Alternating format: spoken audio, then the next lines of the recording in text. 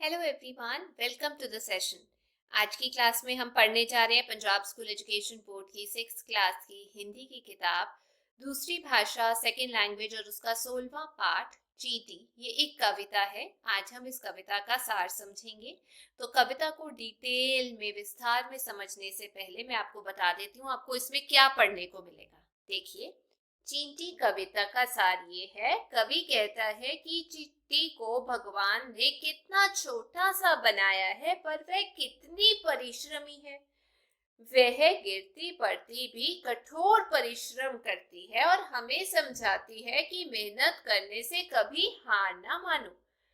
इसी से विजय श्री की प्राप्ति होती है। जो मेहनत करता है उसे सफलता की प्राप्ति अवश्य होती है।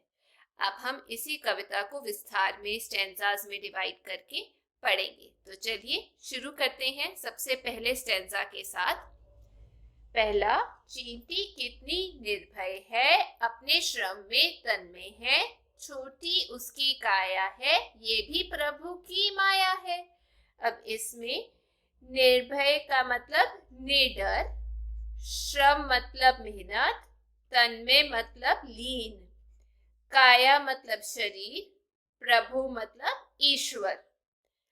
अब कवि कहता है कि चींटी कितनी निडर है।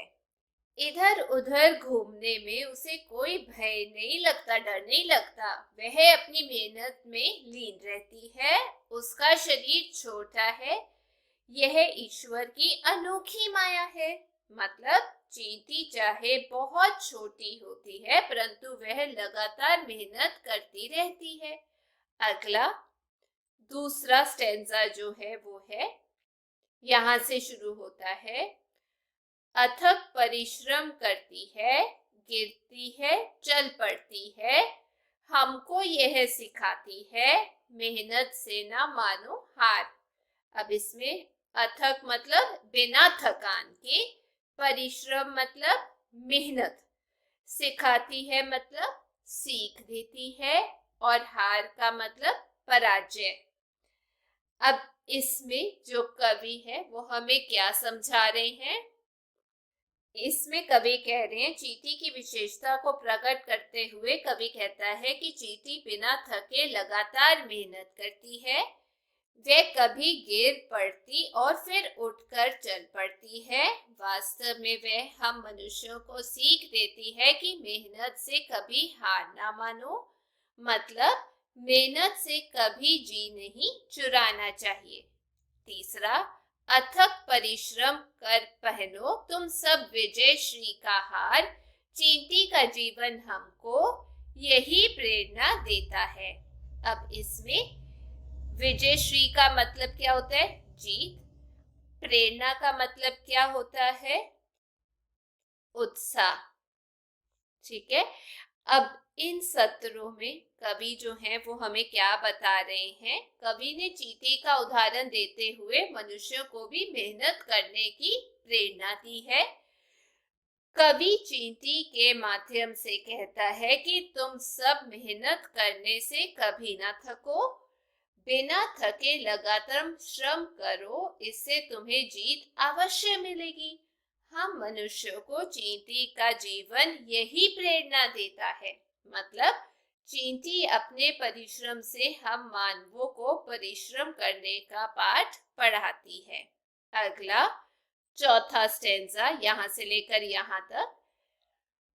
मेहनत जीवन का सर्वस्व, श्रम ही फल देता है। चींटी कितनी निर्भय है, अपने श्रम में तन्मय है। अब इसमें सर्वस्व का मतलब सब कुछ, और श्रम का मतलब होता है मेहनत। अब इन सत्रों में कवि ने चींटी का उदाहरण देते हुए मनुष्यों को भी मेहनत करने की प्रेरणा दी है। इसमें कवि कहता है कि मेहनत जीवन का सब कुछ है। मेहनत से ही मनुष्य को फल प्राप्त होता है।